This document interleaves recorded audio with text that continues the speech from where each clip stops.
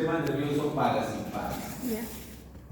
Recordemos que tenemos una mnemoteca en inglés muy sencilla que nos ayuda a entender qué es lo que hace cada sistema. Entonces, el sistema nervioso simpático me prepara, ¿se acuerdan? ¿Para qué me prepara el sistema nervioso simpático? Para la lucha o huida, ¿no? Para la lucha o huida. Mientras que el sistema parasimpático me prepara para, ¿se acuerdan? Para el reposo y digestión. Entonces, lo que vamos a ver ahora es lo que corresponde al sistema nervioso simpático. Y esto es fácil de entender. Esto nos ayuda por lo menos a nivel muy básico entender cuáles son las funciones, cuáles son las respuestas que va a activar el sistema nervioso simpático.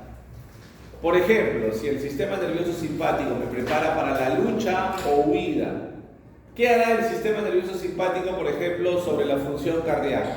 ¿Incrementa o disminuye la función cardíaca? Incrementa, obviamente incrementa. Aumenta la fuerza de contracción, aumenta la frecuencia cardíaca, aumenta la velocidad de conducción.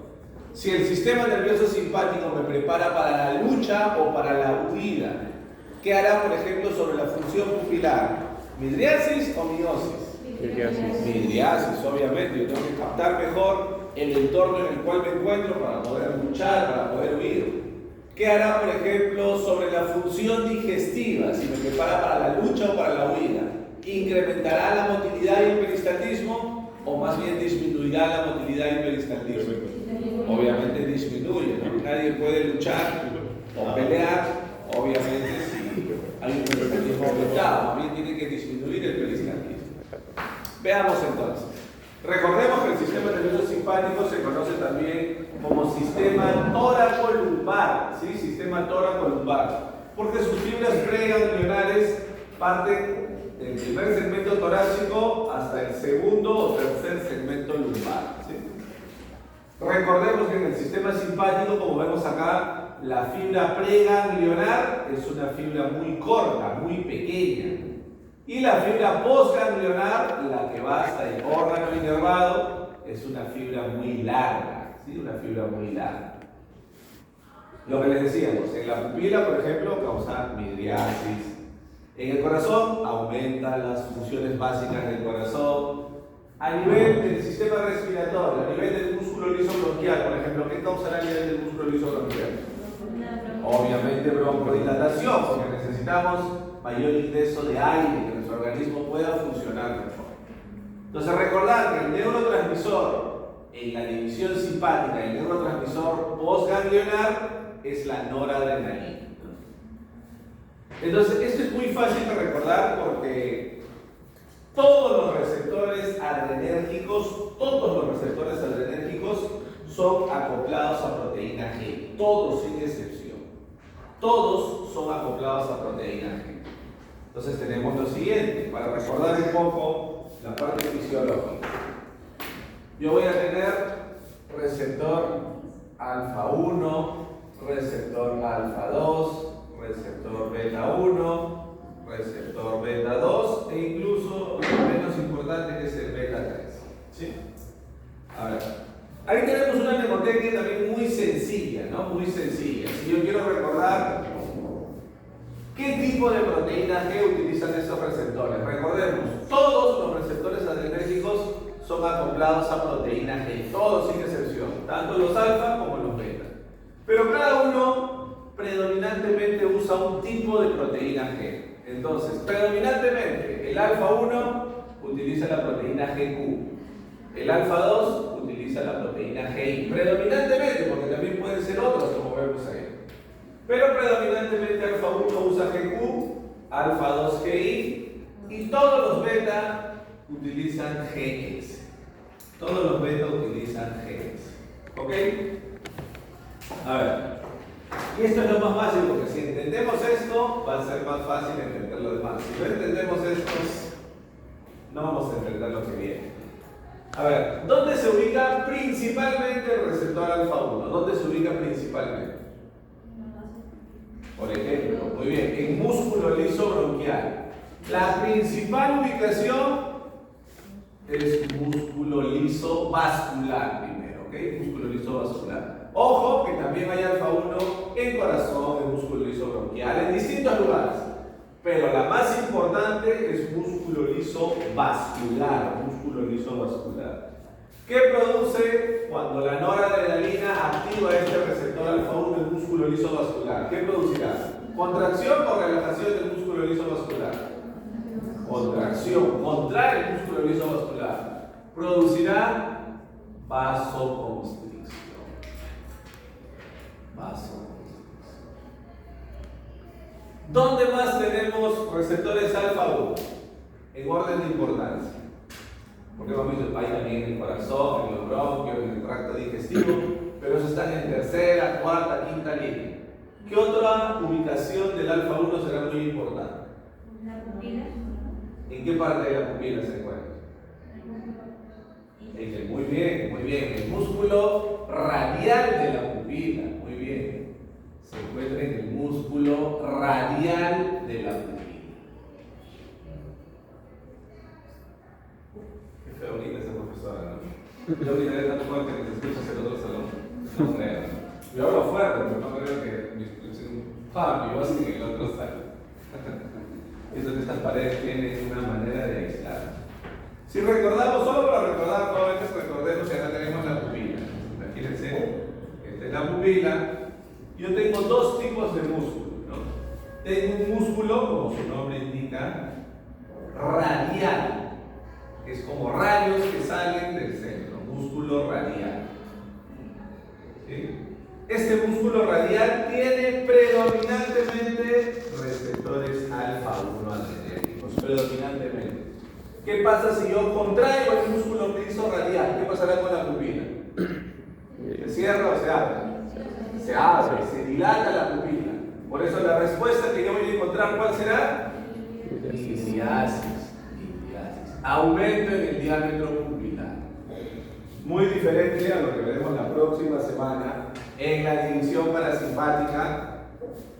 Esta pupila también tiene un músculo circular. Tiene un músculo circular. Ese músculo circular tiene principalmente receptores muscarínicos M3. ¿Qué pasa si yo tengo receptores muscarínicos M3 y la acetilcolina contrae ese receptor que está en los músculos, no en el músculo circular? Se activa ese receptor, contrae el músculo circular. ¿Qué pasará? Disminuye el diámetro pupilar y tenemos miosis, ¿no? Entonces eso será para la división parasimpática. Entonces, muy bien. Ahí tenemos las dos ubicaciones más importantes del receptor alfa-1. Ojo que tiene muchas más, pero son las más importantes. Veamos ahora lo que corresponde al alfa-2. ¿Dónde se encuentra el alfa-2? En el corazón también, porque es el más importante. En el hígado, no es el más importante, podría ser de tercera, cuarta línea. Recuerden que en el hígado también produce glucogenólisis, gluconeogénesis. Pero hay dos ubicaciones más importantes acá. Hasta tres podríamos decir, pero dos que son las más importantes. Lo característico, lo más característico del alfa-2, ¿dónde se encuentra el alfa-2? En los ganglios. Páncreas, esta es la segunda, ya ponemos la segunda. Se encuentra en las células beta del páncreas. Células beta del páncreas. ¿Y qué hará, jóvenes, a nivel de las células beta del páncreas? ¿Ah? De insulina, muy bien, es que inhibitorio. Entonces, ¿qué hará? Disminuye la liberación de insulina. Porque imagínense, si yo tengo glucosa en la circulación, mi glicemia está elevada. Si libero más insulina, esa glucosa rápidamente ingresa a los tejidos. Yo no quiero que ingrese rápidamente, sino que se distribuya por todo el cuerpo para tener más energía, para que el organismo funcione mejor. Por eso disminuye la liberación de insulina. Recuerden, la primera ubicación es la más importante. El alfa-2 es un receptor presináptico, ¿se acuerdan? Un receptor presináptico. Se encuentra en todas las terminaciones nerviosas. Está en las terminaciones nerviosas. A nivel presináptico, ¿qué es lo que hace cuando la noradrenalina estimula este receptor alfa-2? Disminuye la liberación de neurotransmisores. Disminuye la liberación de neurotransmisores. Por ejemplo, si está en una terminación nerviosa, digamos, del mismo sistema simpático, disminuye la liberación de noradrenalina. Si está en una terminación nerviosa del sistema parasimpático disminuye la liberación de acetilcolina. Si está en una terminación nerviosa de una neurona que libera glutamato, reducirá la liberación del glutamato. No tiene un efecto, recuerden, de feedback negativo, de retroalimentación negativa. Y el beta 1 es el más fácil de todos. ¿Dónde se encuentra beta 1? Lo primero que han dicho es el corazón. Entonces recordemos, beta 1 tenemos en músculo de aurículas y ventrículos, en nodo aurículo sinusal y en nodo aurículo ventricular. En músculo de aurículas y ventrículos es que estimulante va a causar incremento en la fuerza de contracción. Esto se conoce como efecto inotrópico positivo. Aumenta la fuerza de contracción del músculo cardíaco, incrementa la fuerza de contracción del miocardio. En el nodo aurículo sinusal, ¿qué pasará si activamos este receptor beta 1 según la noradrenalina? ¿Qué pasará en el nodo aurículo sinusal? ¿Qué pasará?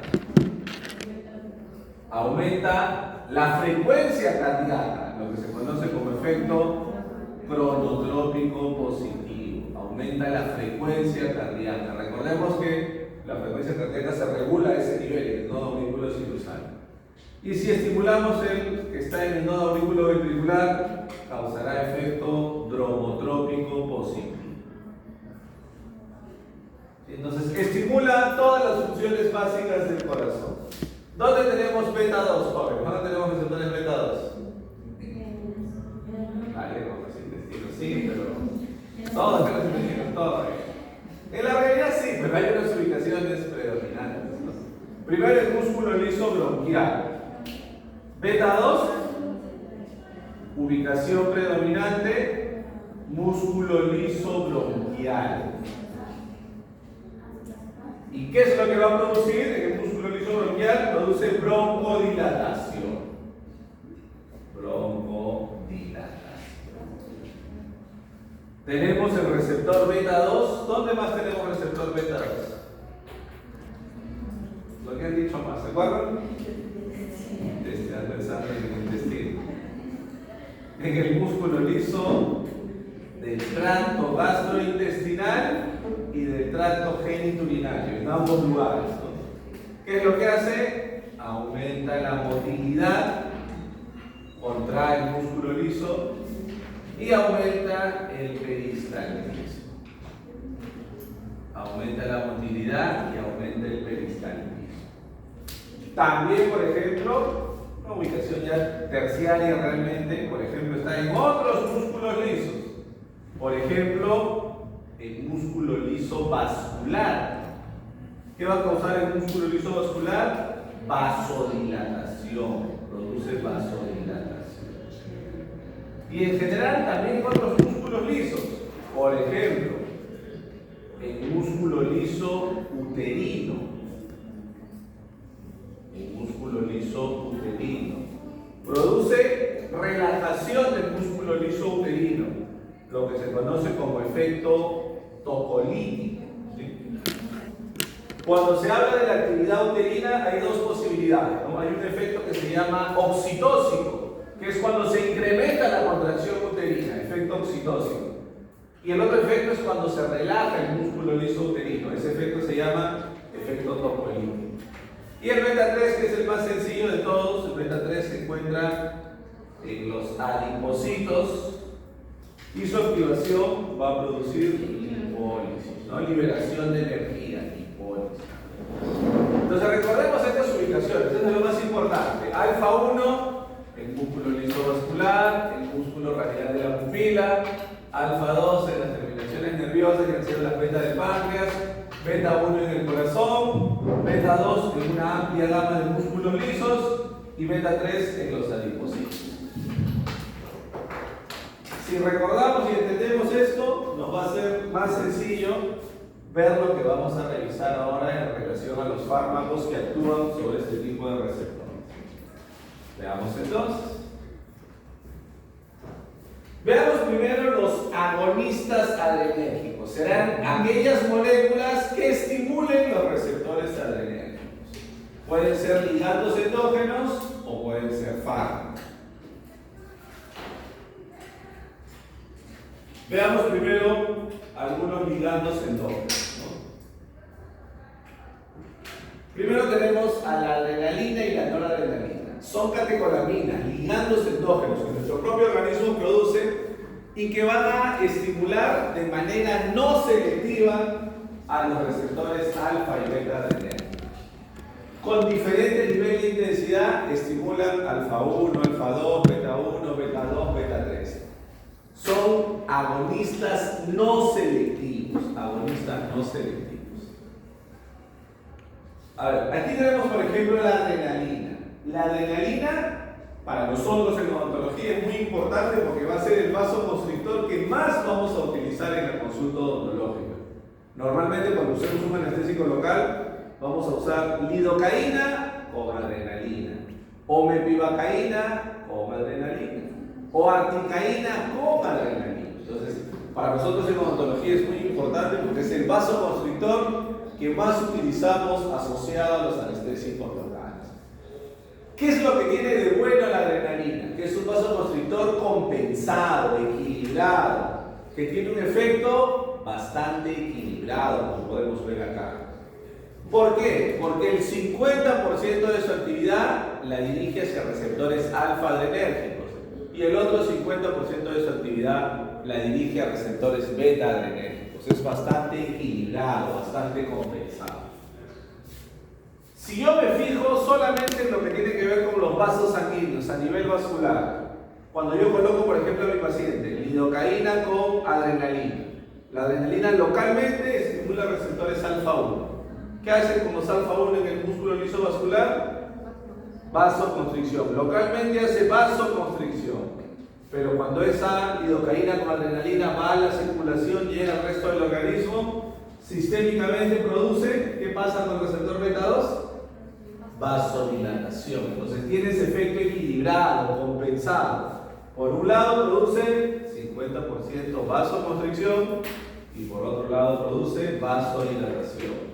Por eso la adrenalina o epinefrina, recordemos que son sinónimos adrenalina o epinefrina, es el vasoconstrictor más utilizado, es un efecto compensado, que no va a alterar significativamente los parámetros cardiovasculares del paciente en las dosis que usamos en odontología.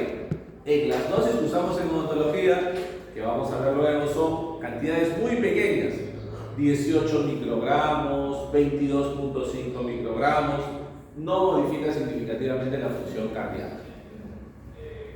Muy diferente a la noradrenalina. Vemos acá, la noradrenalina tiene 90% de actividad sobre receptores alfa y solamente 10% de actividad sobre receptores beta. Es un vasoconstrictor desequilibrado. Está dirigiendo la mayor parte de su actividad a receptores alfa. Se dirige 90% alfa 1. ¿Qué hace alfa 1 con los vasos sanguíneos jóvenes? Hace vasoconstricción. Y ese poquito de actividad, 10%, que se dirige a receptores beta, lo hace predominantemente en receptores beta 1. ¿Qué pasa con receptores beta 1 cuando los estimulamos? ¿Se acuerdan? Lo acabamos de ver. Aumenta la fuerza de contracción del miocardio, la frecuencia cardíaca, la velocidad de conducción. Entonces imagínense ustedes, si a un paciente le damos noradrenalina, alfa 1 produce vasoconstricción, eleva la presión arterial. Beta 1 produce aumento de la frecuencia cardíaca, aumento de la fuerza de contracción, eleva más la presión arterial. Aquí hay un riesgo más significativo de elevar la presión arterial. A ver. Existe un tercer vasoconstrictor, pero que no es catecolamina endógena. Existe un tercer vasoconstrictor que se utilizaba antes, ahora ya casi no hay. Se llama levonortefrina. No es catecolamina endógena, era un fármaco producido sintéticamente. Y esta levonortefrina también era un poco desequilibrada, ¿no? La mayor parte de su actividad la dirigía a receptores alfa, 75%, y el 25% de su actividad a receptores beta. Entonces era también desequilibrado. La mayor parte de su actividad la dirigía a receptores alfa y solo un 25% a receptores beta. Por eso es que también ya no se usa tanto, ¿no? El vasoconstrictor que vamos a usar con todos los anestésicos locales va a ser adrenalina o epinefrina. Veamos en general en medicina para qué se usa. La adrenalina se usa como vasopresor potente para pacientes que tienen hipotensión. También la adrenalina se usa como el tratamiento inicial, el fármaco más importante para tratar la anafilaxis en un paciente con una reacción alérgica severa, la más severa de todas, que es la anafilaxis. El primer fármaco que se administra es la adrenalina, ¿sí? Luego se utilizará corticoide y luego un antihistamínico. Pero el primero es la adrenalina. El que va a salvar la vida al paciente es la adrenalina. Se puede utilizar también en paro cardíaco, por inyección directa al corazón, por inyección intracardíaca. Se usa también en casos de crisis asmáticas severas, cuadros de broncoespasmo agudo. Y lo que les decíamos, lo más importante para nosotros, como vasoconstrictor asociado a los anestésicos locales. ¿No? En la actualidad, en todo el mundo, lo que se usa más frecuentemente en odontología, lidocaína con adrenalina, o mepivacaína con adrenalina, o articaína con adrenalina. En odontología, en el 99.99% de casos, vamos nosotros a utilizar anestésico con vasoconstrictor. Veamos ahora lo que corresponde a la noradrenalina. La noradrenalina se usa también como vasopresor. Su efecto vasoconstrictor, si yo lo comparo con la adrenalina, es incluso más potente. Su actividad vasoconstrictora es más intensa en comparación a la adrenalina. También es útil para el tratamiento del paro cardíaco y también para distintos casos de shock distributivo. ¿Sí? Mucho más potente para el uso sistémico, para el uso médico. Para nosotros no lo vamos a emplear. Veamos ahora los fármacos que se producen sintéticamente, los agonistas alfa, es decir, aquellas moléculas que van a imitar el efecto de la noradrenalina sobre los receptores alfa. Tenemos por un lado agonistas selectivos para alfa 1 y también tendremos luego agonistas selectivos para alfa 2. Los más importantes van a ser los primeros, agonistas selectivos alfa 1. Veamos entonces este grupo. Veamos los agonistas selectivos alfa 1. Tenemos en primer lugar a la etilefrina. La etilefrina es un vasopresor muy potente. Se utiliza por su actividad vasopresora en pacientes con síncope vasovagal. El síncope vasovagal, síncope es sinónimo de desmayo, ¿no? Se llama vasovagal porque responde a una excesiva actividad del décimo par craneal, ¿no? Que se conocía como nervio vago. Entonces, cuando sucede este síncope vasovagal y mi paciente no responde a las medidas primarias de atención, tiene que ser hospitalizado y por vía intravenosa se le va a colocar etilefrina, ¿no? Muy útil para el tratamiento del síncope vasovagal y para otros cuadros de hipotensión, para otros cuadros de shock. Luego tenemos dos agentes conocidos, ¿no? Dos agentes conocidos. Fenilefrina y pseudoefedrina. La fenilefrina y la pseudoefedrina se utilizan mucho como descongestionantes.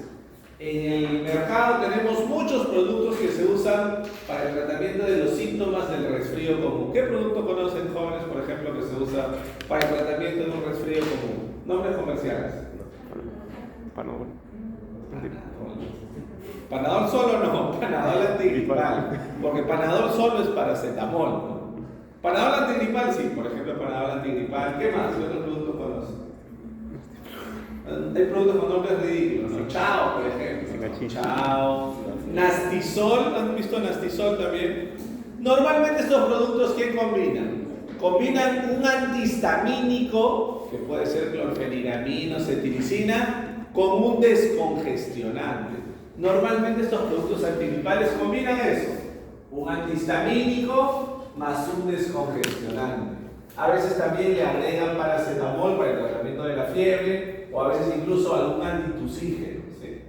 Pero usualmente lo básico, un antihistamínico más un descongestionante. ¿Por qué funcionan como descongestionantes? Porque al haber vasoconstricción, reducen la llegada de sangre a todos los niveles, incluyendo la llegada de sangre a nivel de las glándulas mucosas. Si hay menor llegada de sangre a las glándulas en el sistema respiratorio, hay menos llegada de sangre, al haber menos llegada de sangre, hay menos extravasación de líquido. Y si hay menos extravasación de líquido, disminuye la formación de moco. Entonces, es muy común tener productos que combinan clorfeniramina con fenilefrina, o cetiricina con fenilefrina, o cetiricina con pseudoefedrina, o clorfeniramina con pseudoefedrina. Entonces, se usan mucho como dos descongestionantes, ¿no? Ambos, los dos. Aparte de eso, la fenilefrina también se usa en oftalmología. Existe una presentación oftálmica de fenilefrina. ¿Qué causará la fenilefrina a nivel ocular? Si es un agonista alfa 1, ¿qué causará? Miriasis, va a producir miriasis. Se utiliza para el examen de fondo de ojo la fenilefrina en su presentación oftálmica. La fenilpropanolamina ya no se encuentra en el mercado. Pertenecía a este grupo, pero fue retirada del mercado porque causaba reacciones de hepatotoxicidad, de un fármaco potencialmente hepatotóxico, entre otros muchos efectos adversos. Veamos los agonistas alfa 2. A ver, imagínense ustedes, decíamos, la principal ubicación del alfa 2 es en las terminaciones nerviosas. En algunos casos, por ejemplo, ¿qué creen ustedes que pasará si mi paciente tiene una excesiva liberación de noradrenalina? ¿Qué pasará si mi paciente endógenamente libera excesivamente noradrenalina? ¿Qué pasará con ese paciente? ¿Qué pasará si libera mucha noradrenalina y, por ejemplo, va al receptor alfa 1? ¿Qué hará el receptor alfa 1? Vasoconstricción, eleva la presión arterial. Por ejemplo, en el beta 1, ¿qué hará en el beta 1? Más efecto inotrópico positivo, cronotrópico positivo, drogotrópico positivo, eleva más la presión arterial. Uno de los casos en los que hay una sobreactivación por una liberación excesiva de noradrenalina es, por ejemplo, en pacientes hipertensos. ¿Cómo contrarrestamos eso? Utilizando un agonista alfa 2, porque los agonistas alfa 2 disminuyen la liberación de neurotransmisores. Estos fármacos se pueden usar como antihipertensivos. Clonidina, guanfacina, metildopa, son antihipertensivos que se pueden utilizar para esa finalidad, ¿no? Dentro de ellos, uno tiene peculiar importancia, que es la metildopa.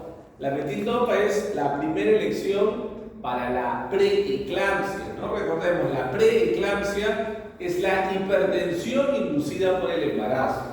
Recuerden que en algunas pacientes gestantes, por los cambios hormonales que se producen durante la gestación, se desarrolla una hipertensión inducida por el embarazo. Eso se llama preeclampsia. Para el tratamiento de esta preeclampsia, uno de los fármacos de primera elección es esta metildopa, uno de los más seguros. Veamos ahora los agonistas beta. Los agonistas beta, y aquí es súper fácil de entender. No existen agonistas específicos para beta 1, no existen. No se han diseñado fármacos que estimulen solamente beta 1. Pero sí hay agonistas de receptores beta 2. Moléculas que estimulan específicamente el receptor beta 2. Si yo utilizo un agonista beta 2, ¿para qué me servirá el agonista beta 2?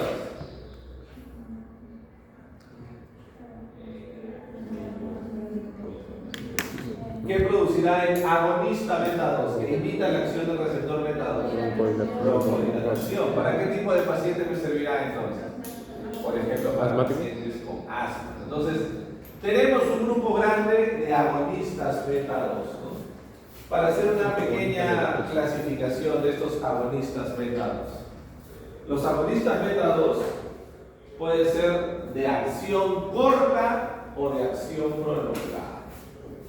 Tenemos agonistas beta 2, los cuales pueden ser de acción corta o de acción prolongada. Acción corta significa que su efecto va a durar solamente entre 4 a 8 horas, solo entre 4 a 8 horas. De acción corta tenemos, por ejemplo, al salbutamol y al fenoterol. ¿Sí? Ojo que como vemos acá, el salbutamol en todo el mundo lo conocen como albuterol, algo parecido a lo que les decíamos del paracetamol, ¿se acuerdan? Paracetamol solamente le llamamos acá en algunos países de Latinoamérica. En todo el mundo paracetamol es acetaminofén, todo el mundo lo conoce como acetaminofén. Pero acá en Latinoamérica, algunos países lo conocemos como paracetamol. Son sinónimos. Lo mismo pasa acá. Cuando ustedes van a Estados Unidos o a la Comunidad Europea y dicen salbutamol, no les van a entender. El nombre oficial es albuterol. Entonces, pero ahora lo conocemos como salbutamol.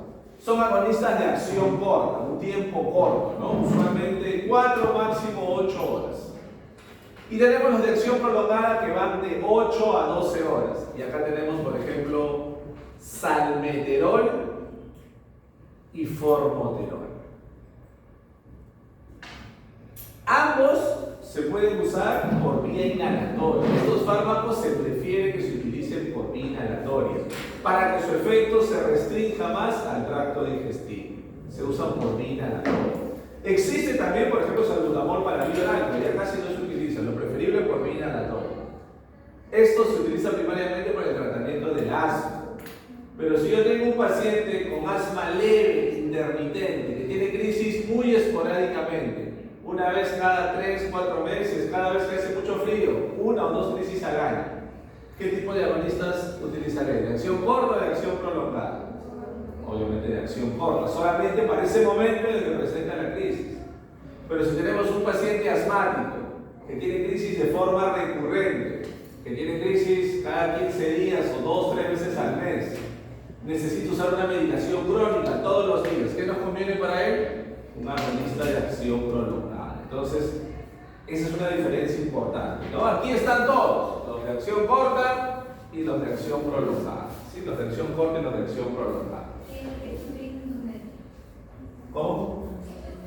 Ritodrina es un fármaco diferente. La ritodrina se usa por su efecto tocolítico. Es un fármaco que se usa para retrasar el trabajo del hepático.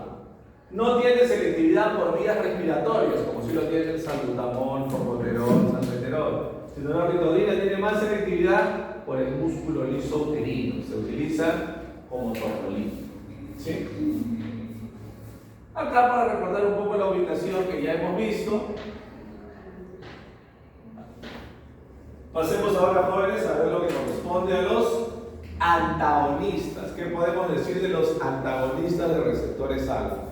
Ya hemos visto los agonistas, los que imitan la actividad de los receptores alfa, van a tener efectos similares. Veamos ahora los antagonistas de receptores alfa.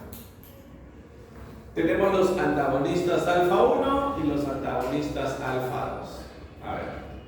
Primero los antagonistas alfa 1. Los antagonistas alfa 1 se van a utilizar primariamente, sobre todo los 3 primeros, primariamente como antihipertensivos, porque recordemos, veíamos que el alfa 1 causa vasoconstricción y una vasoconstricción sostenida eleva la presión arterial. Un paciente hipertenso podría la enfermedad ser causada por un exceso de actividad vasoconstrictora. ¿No? Recordemos un poquito, porque esto es algo importante. A ver, recordemos un poquito. Si nosotros recordamos biofísicamente la fórmula de la presión arterial, recordemos que presión arterial es igual a gasto cardíaco por resistencia vascular sistémica. ¿Sí? Es la fórmula de la presión arterial. Y a su vez, el gasto cardíaco depende de la frecuencia cardíaca y del volumen de eyección. Entonces, imagínense ustedes, si un paciente tiene un exceso de actividad del receptor alfa 1, está con vasoconstricción. Al haber vasoconstricción, aumenta la resistencia vascular sistémica. Si aumenta la resistencia vascular sistémica, aumenta la presión arterial. Entonces, para eso se utilizan estos 3 primeros: prazosine, terazocin y doxazocin. Son antagonistas del receptor alfa 1 que se encuentra a nivel del músculo liso vascular. Además de esto, tienen un segundo uso y importancia. También antagonizan el músculo liso a nivel de la vejiga, facilitando la micción. Por eso, estos fármacos, aparte de antihipertensivos, se usan para el tratamiento de la hiperplasia prostática benigna. Y su segundo uso, su segunda aplicación, aparte de ser antihipertensivos, se usa para el tratamiento de la hiperplasia prostática benigna. El problema es que estos fármacos pueden causar, de forma frecuente, sobre todo en las primeras semanas de tratamiento, pueden causar hipotensión ortostática. ¿Saben, jóvenes, qué cosa es hipotensión ortostática? ¿Qué será hipotensión ortostática? María, ¿cuánto te pararon? ¿Cómo? Eso es hipotensión. ¿Qué será hipotensión ortostática? ¿Qué será, Neira? ¿Ah? ¿Sí? Cuando Se paras hace y profundo, caminas. compañera. Sí. Cuando te paras. ¿Qué será, jóvenes, hipotensión ortostática? Cuando- Jason, ¿a qué le suena ortostática? Cuando te levantas muy rápido, te da- Cuando tenemos un cambio brusco de posición. ¿Sí les ha pasado alguna vez que hemos estado recostados, nos hemos echado por mucho tiempo y de pronto nos levantamos y empezamos a caminar y nos mareamos un poquito, ¿no? Esa es una hipotensión ortostática. Y estos fármacos causaban mucho eso.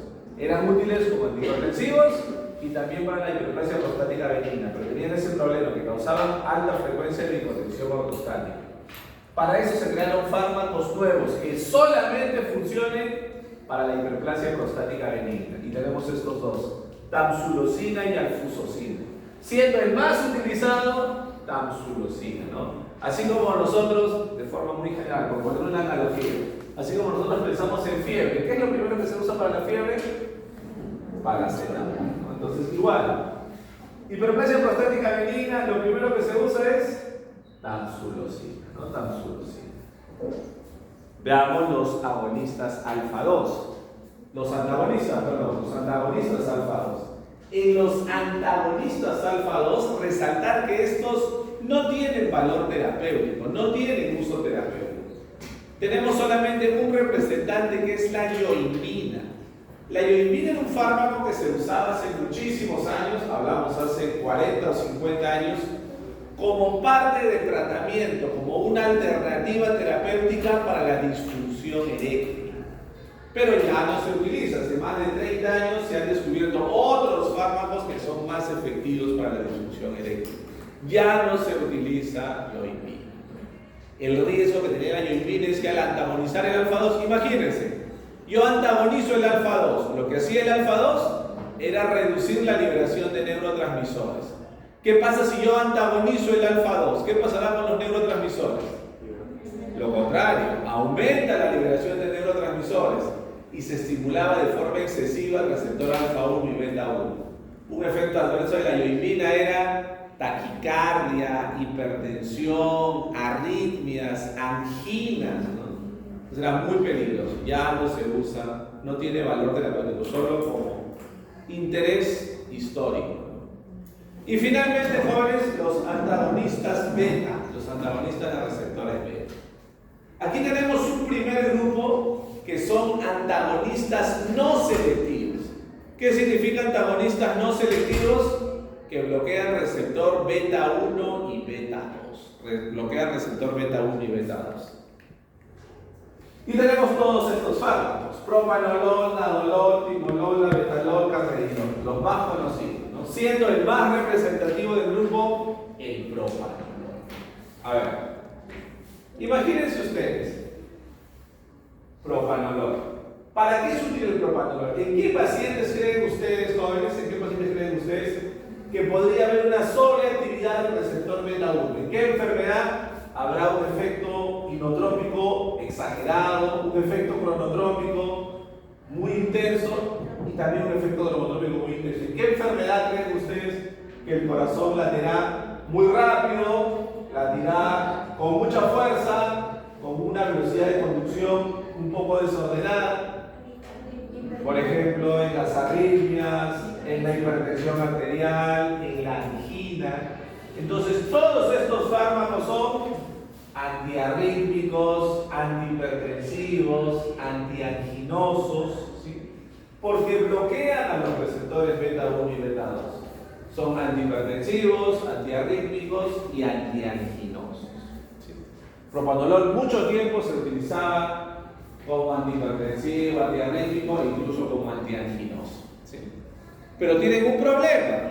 Imagínense que tengamos un paciente que es hipertenso, pero que también es un paciente asmático. Es hipertenso y es asmático.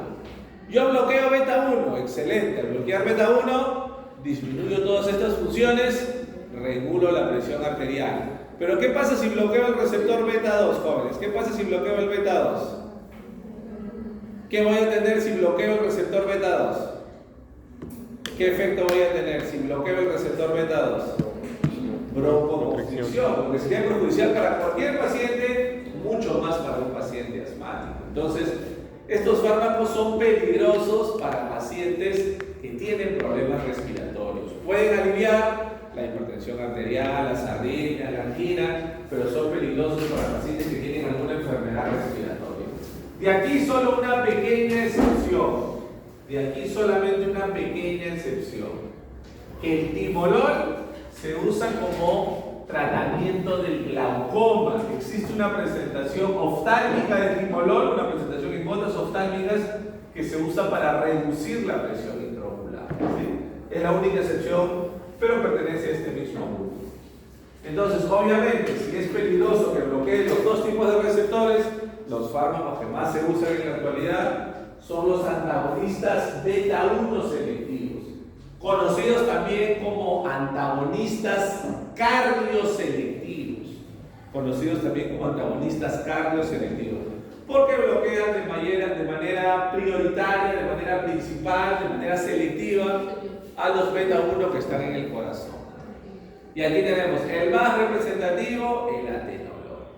Igualmente todos ellos son antihipertensivos, antiarrítmicos, antianginosos, etc. Entonces, tenemos una pequeña mnemotecnia para recordar estos fármacos, ¿no? ¿Quiénes son los antagonistas beta 1 o cardioselectivos? Yo puedo decir una pequeña mnemotecnia, ¿no? Que es MECAM, ¿sí? Porque tenemos aquí al metoprolol, esmolol, celiprolol, atenolol y bisoprolol. Para recordarlos y diferenciarlos de los otros que hemos visto, los más antiguos que son los no selectivos, ¿no?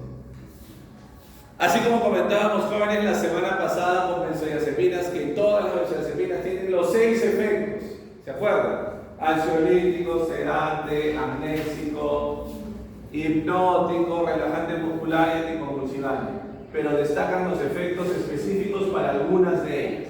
Acá igual, atenolol es principalmente antihipertensivo. Y en segunda línea, también antiarrítmico. Principalmente antihipertensivo y en segundo orden también antiarrítmico. Por ejemplo, metoprolol. Metoprolol es principalmente antiarrítmico. Y en segunda línea, antianginoso. Bisoprolol, principalmente antianginoso y en segunda línea, antiarrítmico.